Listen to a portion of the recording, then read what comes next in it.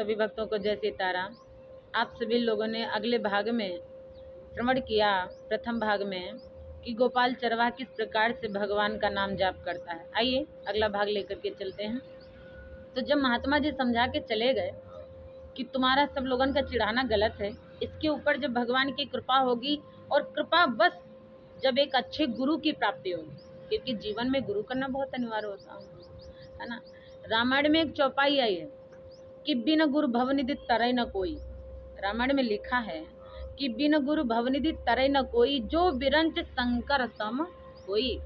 यानी जब तक आप गुरु नहीं करोगे तब तक आप कितनी भी भक्ति कर लो, जहाँ तक पहुँचना चाहिए वहाँ तक आप पहुँच नहीं सकते। वैसे भक्ति तो तमाम लोग करते हैं, पूजा पाठ तो सब करते हैं, आप भी करते हो, मैं भी करता हूँ, है ना।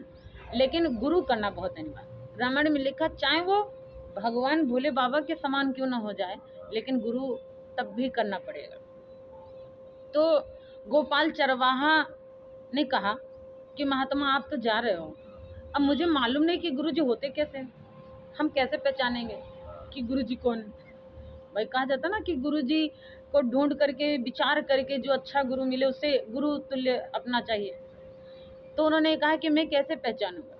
महात्मा जी जाते समय बताने लगे कि कोई सिद्ध साधु हमारी तरीके से आता हुआ दिखे, आप उसे ही अपना गुरु मान लीजिए। बोले ठीक है। अब गोपाल चरवाहा बड़ा प्रसन्न हो गया। अब गुरु जी की रोज बाट देखने लगा, गुरु जी आते होंगे, गुरु जी आते होंगे। कभी पेड़ पे चढ़ के देखता कि गुरु जी आ तो नहीं रहे हैं, कभी छत पर से देखता, कभी रास्ता बहारता कि गुरु जी इसी रास्ते से आएंगे। अब ये नहीं मालूम कि कब आएंगे, कौन से दिन आएंगे। जैसे सेवरी मैया रोज प्रतीक्षा करती, भगवान के आने की बाट देखती, उसी प्रकार से गोपाल चरवाहा भी अपने गुरु जी के आने की प्रतीक्षा करता। रोज रोज ताजा ताजा गैया का दूध निकाल के रखता कि गुरु जी आएंगे तो छाछ पिलाएंगे हम, गुरु जी आएंगे तो सेवा करेंगे। अब धीरे धीरे कुछ समय व्यतीत हो गया। अभी तक 50 वर्ष की उम्र थी, अब थोड़ा 50 से भी ऊपर बढ़ने लगा। तो समय आता तो एक दिन क्या देखा कि पीला पीताम्बर डाल के, हमारे जैसा पीला पीताम्बर डाल के एक महात्मा जी आ रहे हैं। अब महात्मा जी को आते हुए देखा तो बड़ा प्रसन्न कि हमारे गुरु जी आ रहे हैं, गुरु जी आ रहे हैं। लोगों ने कहा, कभी जानते हो गुरु जी? आप तो ऐसे बात करो, मालूम पड़ता है कि घड़ी संबंध आपको बचपने से उनको जान पहचान है।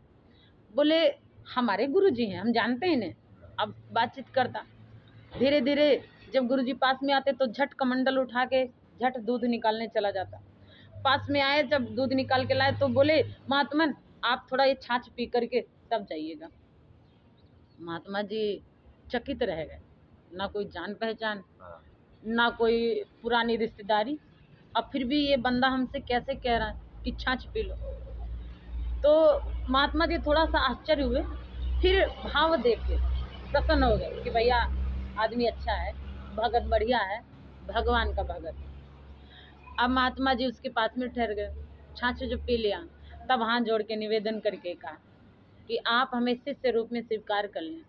हम आपको गुरु रूप में तो पहले मान चुके हैं, खाली आप मुझे अपना मान करके हमें कृतार्थ कर दीजिए, हमें धन्य कर दीजिए। और जब ऐसा कहा तो गुरु जी ने कहा, अच्छा ठीक है, जाओ आप पहले स्नान कर लो, घर जाके स्नान कर लो। तो उस चरवाहे ने कहा, गोपाल चरवाहे ने कहा कि मैं घर तो जाता ही नहीं, मैं तो घर ही नहीं जाता, और स्नान क्या होता है, पूजा पाठ क्या होता है, मुझे इसके बारे में कुछ भी ज्ञात नहीं है। मैं तो भोला हूँ, मुझे कुछ भी नहीं मालूम कि कैसे फूल चढ़ाऊँ, कैसे जल चढ़ाऊँ, कैसे स्नान करूँ, क्या करूँ मुझे।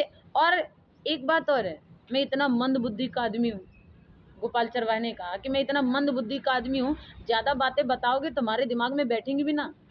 हाँ, इसलिए कम एक बात बताइए, कोई एक बात बता दीजिए, मैं उसी बात का पालन करूँगा और वही हमारा जीवन सुधार देगी।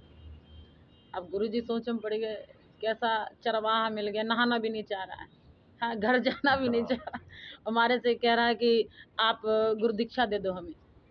तो गुरुजी ने कहा ठीक है। गुरुजी के पास में कमंडल था, कमंडल से जल लिया और स्वस्थ वाचन मंत्र बोल करके भगवान का नाम ले करके उसके ऊपर छिड़काव किया, पवित्र कर दिया।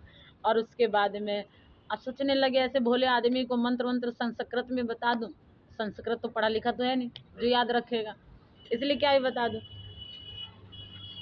सभी भक्त आगे की कथा अगले भाग में श्रवण करें।